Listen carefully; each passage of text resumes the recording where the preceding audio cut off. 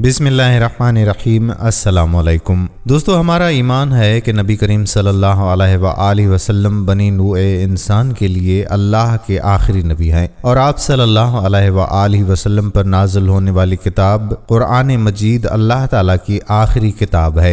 लिहाजा नबी करीम सल्लल्लाहु अलैहि वसल्लम की पाकीज़ा ज़िंदगी इंसानियत के लिए ता क़यामत वाजिबुल इत्तिबा और हिदायत का सरचश्मा है। जैसा कि कुरान पाक में इरशाद बारी ताला है, यकीनन रसूलुल्लाह की ज़िंदगी तुम्हारे लिए बेहतरीन नमूना है। लिहाजा रहमतुल आलमीन की सीरत मुतहरा हर मुसलमान की ज़िंदगी का लाजमी हिस्सा करार पाई। दोस्तों, याद रखिए कि सीरत नबी सल्लल्लाहु अलैहि वसल्लम मुकम्मल तौर पर बयान करना उस वक्त तक मुमकिन नहीं जब तक इस्लाम से पहले और इस्लाम के बाद के हालात का तकाबुल ना किया जाए। इसलिए ज़रूरी है कि सीरतुन नबी सल्लल्लाहु अलैहि वसल्लम पर बात करने से पहले इस्लाम से पहले अरब की कैफियत का नक्शा आपके सामने पेश किया जाए। आज की वीडियो में हम आपको इस्लाम से पहले अरब की कैफियत के हवाले से चंद ऐसे हक़ाइक़ बताएंगे जिनका जानना आपके लिए ज़रूरी है, यानी अरब अक़वाम और उनकी मुआशरत का तफसीली नक्शा खींचेंगे। ये नक्शा है हज़रत इब्राहीम अलैहिस्सलाम के दौर से लेकर नबी करीम सल्लल्लाहु अलैहि वसल्लम के दौर के दरमियान के कबाइल का।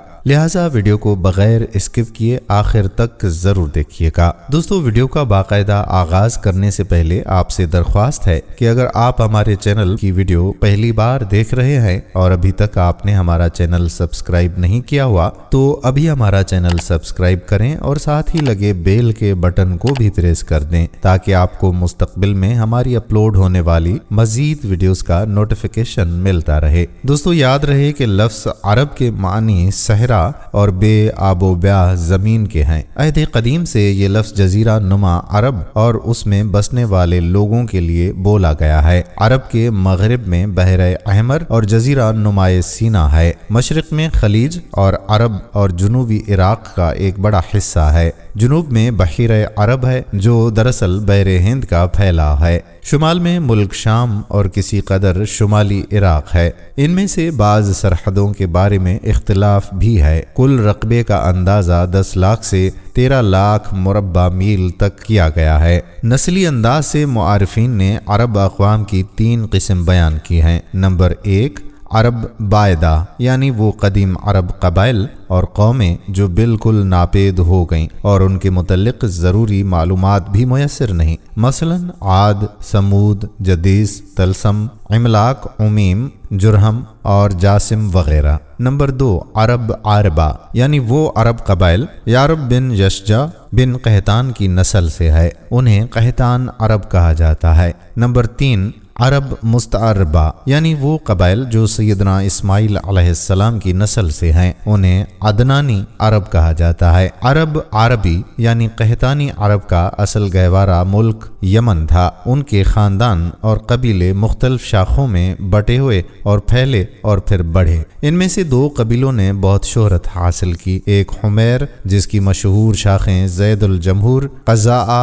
और सजासक हैं। दूसरा कहलान, जिनकी मशहूर शाखें हमदान, अनमार, ती, मस्जद, कुंदा, लखम, जुज़ाम, अज़म, औस, खजरज और औलादे जुफा है, जिन्होंने आगे चलकर मुल्क शाम के इतराफ में बादशाहत कायम की और आले गस्सान के नाम से मशहूर हुए। दोस्तों, याद रहे कि अरब मुस्तअरबा के जद्दे आला सैयदना इब्राहीम अलैहिस्सलातु वस्सलाम इराक के एक शहर के बाशिंदे थे। ये शहर दरियाए फुरात के मगरबी साहिल पर कूफा के करीब वाक़ था। इसकी खुदाई के दौरान में जो चीज़ें बरामद हुई हैं उनसे इस शहर के बारे में बहुत सी मालूमात मिली हैं और सैयदना इब्राहीम अलैहिस्सलातु वस्सलाम के ख़ानदान के बारे में बाज़ तफसीलात मालूम हुई हैं। नीज़ मुल्क के दीनी और इज्तिमाई हालात भी सामने आए हैं। सैयदना इब्राहीम अलैहिस्सलातु वस्सलाम यहाँ से हिजरत करके शहर हरान तशरीफ़ ले गए थे और फिर फ़लस्तीन जाकर उसे आपने दावत की सरगर्मियों का मरकज़ बना लिया और दावत व तबलीग के लिए यहीं से अंदरूने और बैरूने मुल्क आते जाते रहते थे।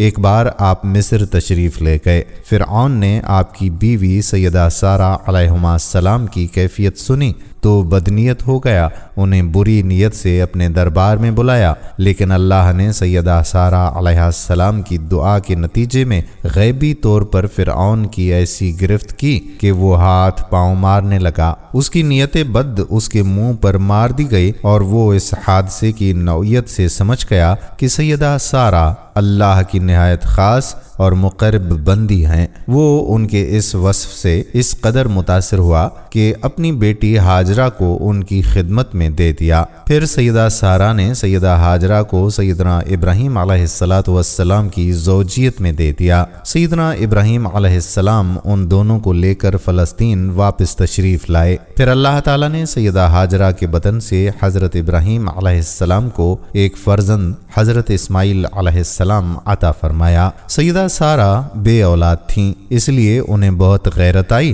اور انہوں نے حضرت ابراہیم علیہ السلام کو مجبور کیا کہ وہ سیدہ ہاجرہ اور ان کے نوزائیدہ بچے سمیت انہیں جلا وطن کر دیں، اور شاید اللہ کی منشا بھی یہ تھی۔ چنانچہ حالات نے ایسا رخ اختیار کیا کہ انہیں سیدہ سارہ کی بات ماننی پڑی اور آپ علیہ السلام اللہ تعالیٰ کے حکم اور اللہ کی منشا کے مطابق حضرت ہاجرہ اور اسماعیل علیہ السلام کو لے کر حجاز تشریف لے گئے۔ وہاں انہیں ایک بے آب و گیاہ وادی میں اتار دیا، اسی جگہ جہاں آج بیت اللہ شریف ہے۔ اس وقت یہ وہاں پر نہیں تھا، صرف ٹیلوں کی طرح ابھری ہوئی زمین تھی۔ سیلاب آتا تو دائیں بائیں سے قطرہ کر نکل جاتا۔ وہیں مسجد حرام کے بالائی حصے میں زمزم کے پاس ایک بہت بڑا درخت تھا۔ آپ نے ان دونوں کو اسی درخت کے پاس چھوڑا تھا۔ اس وقت مکے میں نہ پانی تھا نہ کوئی انسان، اس لیے سیدنا ابراہیم علیہ السلام نے ایک توشے میں چند کھجوریں اور ایک مشکیزے میں پانی رکھ دیا۔ اس کے بعد فلسطین واپس چلے گئے۔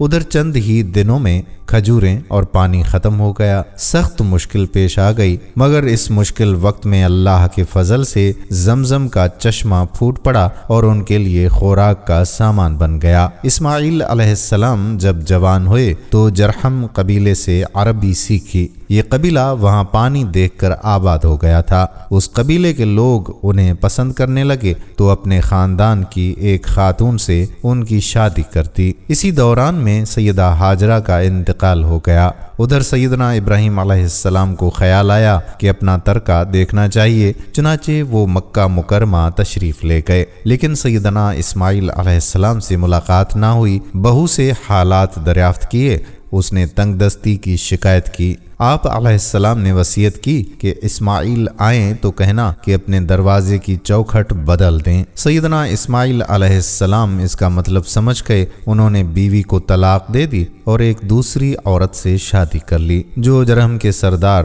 مزاز بن عمرو کی صاحبزادی تھی۔ ان کی دوسری شادی کے بعد ایک مرتبہ پھر سیدنا حضرت ابراہیم علیہ السلام مکہ تشریف لے گئے، مگر اس مرتبہ پھر سیدنا اسماعیل علیہ السلام سے ملاقات نہ ہو سکی۔ بہو سے حال چال پوچھا تو اس نے اللہ کی حمد و ثنا بیان کی۔ آپ علیہ السلام نے وصیت کی کہ اسماعیل علیہ السلام اپنے دروازے کی چوکھٹ برقرار رکھیں اور فلسطین واپس چلے گئے۔ اللہ تعالیٰ نے مزاز کی بیٹی سے اسماعیل علیہ السلام کو 12 بیٹے عطا فرمائے۔ ان 12 بیٹوں سے 12 قبیلے وجود میں آئے اور سب نے مکہ میں رہائش اختیار کی۔ ان کے حالات زمانے کی گرد میں دب کر رہ گئے، صرف نبایوت اور قیدار کی اولاد گمنامی سے محفوظ رہیں۔ قیدار بن اسماعیل علیہ السلام کی نسل مکہ معظمہ میں ہی پھیلتی رہی، یہاں تک کہ عدنان اور ان کے بیٹے معد کا زمانہ آ گیا۔ عدنانی عرب کا سلسلہ نسب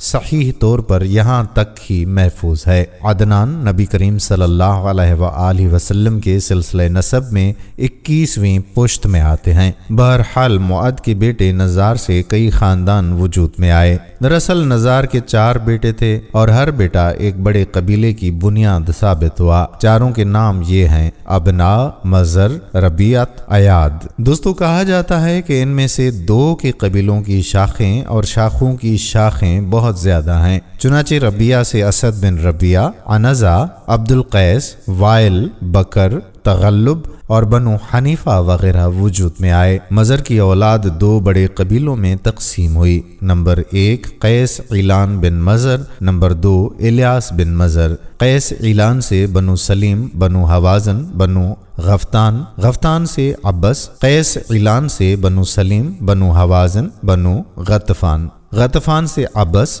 زیان اور اشج وغیرہ وجود میں آئے۔ الیاس بن مضر سے مدرکہ، بنو اسد، بنو خزیمہ اور کنانہ بن خزیمہ کے قبائل وجود میں آئے۔ پھر کنانہ سے قریش کا قبیلہ وجود میں آیا۔ پھر قریش کی مختلف شاخوں میں تقسیم ہوئی۔ مشہور قریشی شاخوں کے نام یہ ہیں: جمعہ، سہم، عدی، مخزوم، تیم، زہرا اور قسی بن کلاب کے خاندان، یعنی عبدالدار، اسد اور عبد المناف، یہ تینوں قسی کے بیٹے تھے۔ ان میں سے عبد المناف کے 4 بیٹے ہوئے، جن سے 4 ذیلی قبیلے وجود میں آئے، یعنی عبد الشمس، نوفل، مطلب اور ہاشم۔ انہی ہاشم کی نسل سے اللہ تعالیٰ نے ہمارے نبی کریم صلی اللہ علیہ وآلہ وسلم کا انتخاب فرمایا۔ ابن عباس کا بیان ہے کہ رسول اللہ صلی اللہ علیہ وآلہ وسلم نے فرمایا کہ اللہ تعالیٰ نے مخلوق پیدا فرمائی تو مجھے سب سے اچھے گروہ کے اندر رکھا، پھر قبائل کو چنا تو مجھے سب سے اچھے قبیلے کے اندر بنایا، پھر گھرانوں کو چنا تو مجھے سب سے اچھے گھرانے میں بنایا، لہٰذا میں اپنی ذات کے اعتبار سے بھی سب سے اچھا ہوں اور اپنے گھرانے کے اعتبار سے بھی سب سے بہتر۔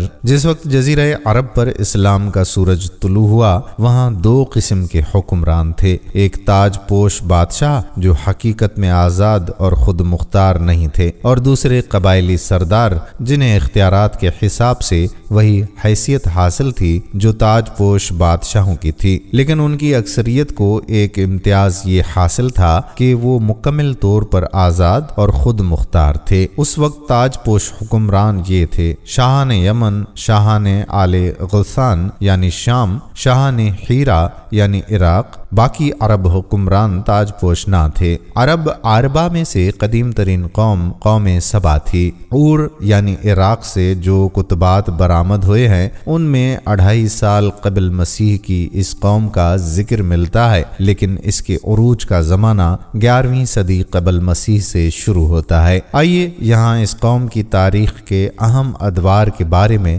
آپ کو چند باتیں بتاتے ہیں۔ سب سے پہلے بات کرتے ہیں 650 قبل مسیح سے پہلے کے دور کی۔ اس دور میں سبا کے بادشاہوں کا لقب مقرب سبا تھا۔ ان کا پایہ تخت سروا تھا، جس کے کھنڈرات آج بھی معارب کی مغرب میں 1 دن کے فاصلے پر پائے جاتے ہیں۔ یہ کھنڈرات قریبہ کے نام سے مشہور ہیں۔ اسی دور میں معارب کے مشہور بند کی بنیاد بھی رکھی گئی، جسے یمن کی تاریخ میں بہت اہمیت حاصل ہے۔ 650 قبل مسیح سے 115 قبل مسیح تک کا دور، اس دور میں سبا کے بادشاہوں نے مقرب کا لقب چھوڑ کر ملک یعنی بادشاہ کا لقب اختیار کر لیا اور سروا کی بجائے معارب کو اپنا دارالسلطنت بنایا۔ اس شہر کے کھنڈرات آج بھی صنعاء سے 60 میل مشرق میں پائے جاتے ہیں۔ 115 قبل مسیح سے 300 عیسوی تک کا دور۔ ناظرین، اس دور میں سبا کی مملکت پر قبیلہ حمیر کا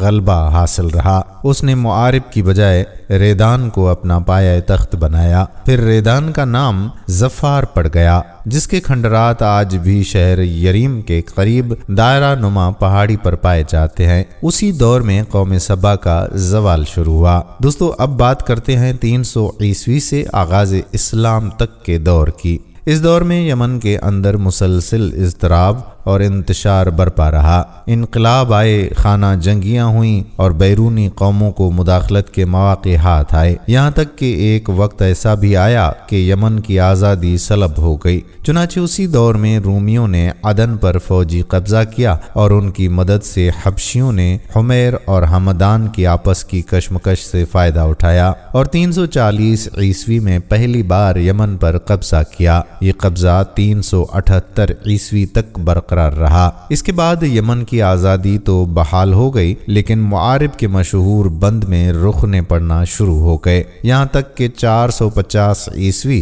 یا 451 عیسوی میں بند ٹوٹ گیا اور وہ عظیم سیلاب آیا جس کا ذکر قرآن مجید کی سورۃ سبا میں سیل ارم کے نام سے کیا گیا ہے۔ پھر 523 عیسوی میں ایک اور سنگین حادثہ پیش آیا، وہ یہ کہ یمن کے یہودی بادشاہ ذونواس نے نجران کے عیسائیوں پر ایک ہیبت ناک حملہ کیا، انہیں عیسائی مذہب چھوڑنے پر مجبور کرنے کی کوشش کی۔ جب وہ اس پر آمادہ نہ ہوئے تو ذونواس نے خندق کھدوا کر انہیں بھڑکتی ہوئی آگ میں جھونک دیا۔ قرآن مجید کی سورۃ بروج میں اسی واقعے کی طرف اشارہ کیا گیا ہے۔ اس واقعے کا نتیجہ یہ ہوا کہ عیسائیت انتقام لینے پر تل گئی۔ وہ پہلے ہی رومی بادشاہوں کی قیادت میں بلا وجہ عرب کی فتوحات کی تیاری کر چکے تھے، اپنے علاقوں کو وسیع کرنا چاہتے تھے۔ انہوں نے حبشیوں کو یمن پر حملے کی ترغیب دی، انہیں بحری بیڑا مہیا کیا۔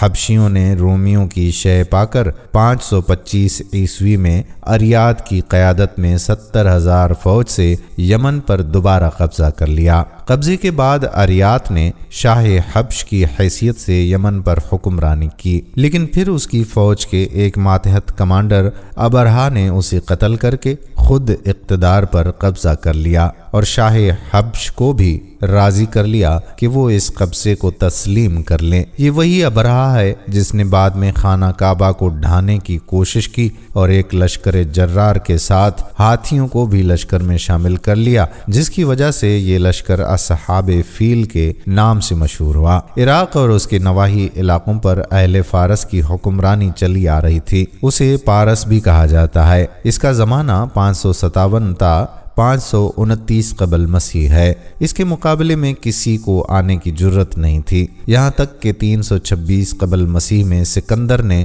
دارا اول کو شکست دے کر فارسیوں کی طاقت توڑ دی تھی، جس کے نتیجے میں ان کا ملک ٹکڑے ٹکڑے ہو گیا۔ یہ انتشار 223 عیسوی تک جاری رہا۔ پھر عدنانی لوگ اپنا وطن چھوڑ کر اس طرف آئے، انہوں نے لڑ بھڑ جزیرہ فراتیہ کے ایک حصے پر اپنا قبضہ جما لیا۔ ادھر 226 عیسوی میں جب اردشیر نے ساسانی حکومت کی داغ بیل ڈالی تو فارسیوں کی طاقت ایک مرتبہ پھر پلٹ آئی۔ شاہ نے ہیرا کے پاس فارسی فوج کی ایک یونٹ ہمیشہ رہا کرتی تھی جس سے باغیوں کی سرکوبی کا کام لیا جاتا تھا۔ دوستو یہ بات تو مشہور ہے کہ مکے میں آبادی کا آغاز سیدنا اسماعیل علیہ السلام سے ہوا۔ آپ علیہ السلام نے 137 سال کی عمر پائی اور تا حیات مکے کے سربراہ اور بیت اللہ کے متولی رہے۔ آپ کے بعد آپ کے 2 صاحبزادگان نبایوت اور قیدار یکے بعد دیگر مکے کے والی بنے۔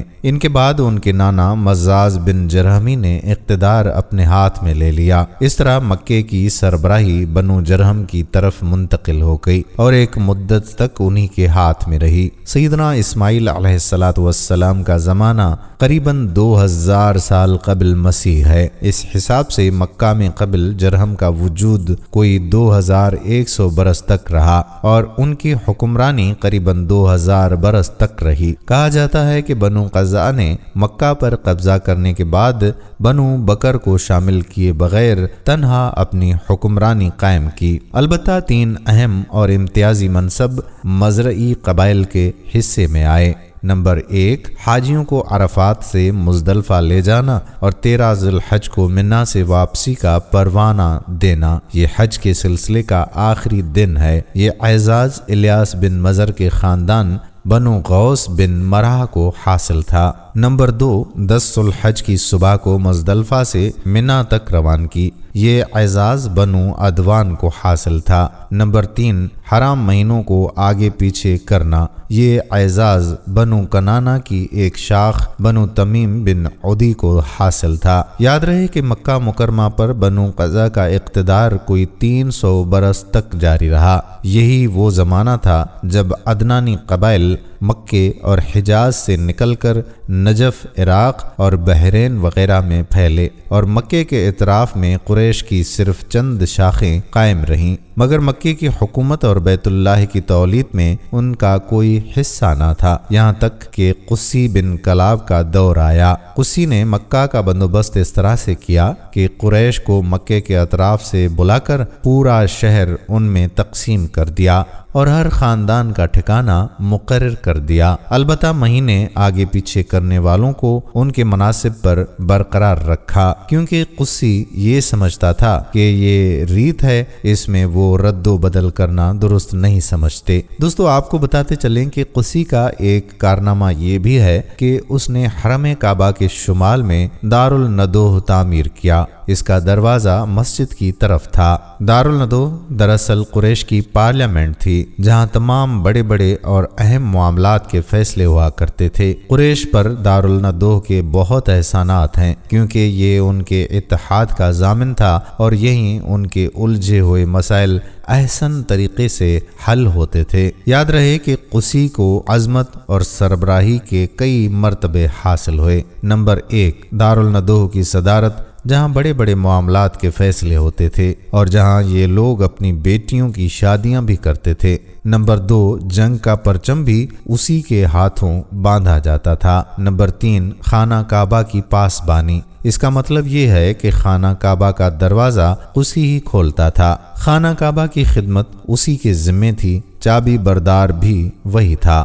نمبر 4، سقایا یعنی پانی پلانا، اسی کی صورت کچھ یوں تھی کہ حوض میں حاجیوں کے لیے پانی بھر دیا جاتا تھا اور اس میں کچھ کھجور اور کشمش ڈال کر اسے شیرین بنایا جاتا تھا، حجاج جب مکے آتے تو اسے پیتے تھے۔ نمبر 5، رفادہ یعنی حاجیوں کی میزبانی، حاجیوں کے لیے بطور ضیافت کھانا تیار کیا جاتا تھا، اس مقصد کے لیے قسی نے قریش پر کچھ رقم مقرر کر رکھی تھی، یہ رقم حج کے موسم میں اس کے پاس جمع ہو جاتی تھی، وہ اس رقم سے حاجیوں کے لیے کھانا تیار کرواتا تھا، جو لوگ تنگ دست ہوتے یا جن کے پاس توشہ نہ ہوتا وہ یہی کھانا کھاتے تھے۔ دوستو ان کے علاوہ کچھ اور عہدے بھی تھے جنہیں قریش نے آپس میں تقسیم کر رکھا تھا، ان کی بھی مختصراً سی تفصیل آپ کو بتاتے ہیں۔ نمبر 1، فال گیری، قسمت کا حال معلوم کرنے کے لیے بتوں کے پاس جو تیر رکھے رہتے تھے ان کی تولید، یہ منصب بنو جمع کو حاصل تھا۔ نمبر 2، مالیات کا نصب یعنی بتوں کا قرب حاصل کرنے کے لیے جو نذرانے اور قربانیاں پیش کی جاتی ان کا انتظام کرنا، جھگڑوں اور مقدمات کا فیصلہ کرنا، یہ کام بنو سہم کو سونپا گیا تھا۔ نمبر 3، اشناق یعنی جرمانوں کا نصب، اس منصب پر بنو تیم فائز تھے۔ نمبر 4، قومی پرچم اٹھانا، یہ بنو امیہ کا کام تھا۔ نمبر 5، فوجی کیمپ کا انتظام، یہ کام بنو مخزوم کے حصے میں آیا تھا۔ نمبر 6، سفارش، یہ کام بنو عدی کا تھا، قبائل میں سردار کو وہی اختیارات حاصل تھے جو کسی بادشاہ کو حاصل ہوتے ہیں، حتیٰ کہ بعض کرداروں کا یہ حال تھا کہ اگر کبھی وہ بگڑ جاتے تھے تو ہزاروں تلواریں بے نام ہو جاتی تھیں اور وہ یہ بھی نہیں پوچھتے تھے کہ سردار کے غصے کا سبب کیا ہے۔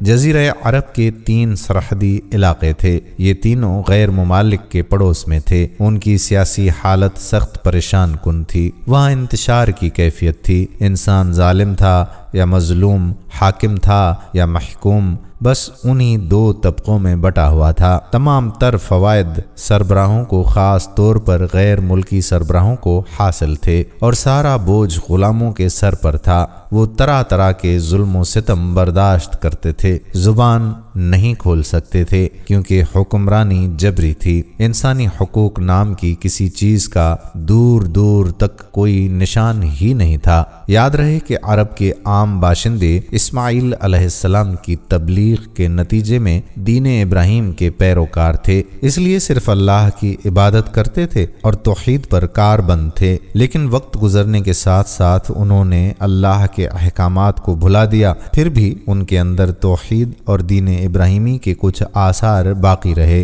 یہاں تک کہ بنو قزا کا سردار عامر بن روحی منظر عام پر آیا۔ اس کی نشوونما نیکی، صدقہ، خیرات اور دینی باتوں میں دلچسپی کی بنیاد پر ہوئی تھی، اس لیے لوگوں نے اسے محبت کی نگاہ سے دیکھا، اسے بڑا عالم اور اللہ کا ولی سمجھ کر اس کی پیروی کی۔ پھر اس شخص نے ملک شام کا سفر کیا، اس نے دیکھا کہ وہاں بتوں کی پوجا ہو رہی تھی، اس نے سمجھا کہ یہ طریقہ بھی اچھا ہے اور برحق ہے، کیونکہ ملک شام پیغمبروں کی سرزمین تھی، آسمانی کتابیں وہاں نازل ہوئی تھیں، چنانچہ وہاں سے واپسی پر اپنے ساتھ حبل بت بھی لے آیا اور اسے خانہ کعبہ کے اندر نصب کر دیا اور اہل مکہ کو خانہ کعبہ کے ساتھ شرک کی دعوت دی۔ اہل مکہ نے اس پر لبیک کہا۔ اس کے بعد بہت جلد اس میں حجاز کے باشندے بھی شامل ہو گئے، وہ بھی ان کے نقش قدم پر چل پڑے۔ اس طرح عرب میں بت پرستی کا آغاز ہو گیا۔ بت پرستی کے عرب کے قبائل کے عقائدین میں کیا تبدیلیاں آئیں، اس بارے میں ہم اگلی ویڈیو میں تفصیلی ذکر کریں گے۔ آج کی ویڈیو میں آپ نے حضرت ابراہیم علیہ السلام اور نبی کریم صلی اللہ علیہ وآلہ وسلم کے ادوار کے بیچ میں عرب کے قبائل اور ان کے حالات کے بارے میں تفصیل جانی، جس میں نبی کریم صلی اللہ علیہ وآلہ وسلم کے شجرے کا تذکرہ بھی ہوا۔ آپ سے گزارش ہے کہ جانے سے پہلے آپ ہماری اس ویڈیو کو شیئر ضرور کیجیے گا۔ دوستو، ہم یہ امید کرتے ہیں کہ آپ کو ہماری آج کی یہ ویڈیو ضرور پسند آئی ہوگی۔ اگر آپ کو ہماری آج کی یہ ویڈیو پسند آئی ہے تو سب سے پہلے تو اس کو لائک کریں اور اپنی رائے کا اظہار کمنٹ سیکشن میں لازمی کریں، اور آپ سے ایک بار پھر درخواست ہے کہ آپ ہمارے چینل کو سبسکرائب ضرور کر لیں اور ساتھ لگے بیل کے بٹن کو بھی پریس کر لیں تاکہ آپ کے پاس ہماری آنے والی مزید معلوماتی ویڈیوز کا نوٹیفیکیشن بر وقت ملتا رہے۔ اللہ تعالیٰ آپ کو اپنی حفظ و امان میں رکھے۔ آنے والی ویڈیو تک اپنے میزبان قادر بخش کلہوڑوں کو اجازت دیجیے۔ فی امان اللہ۔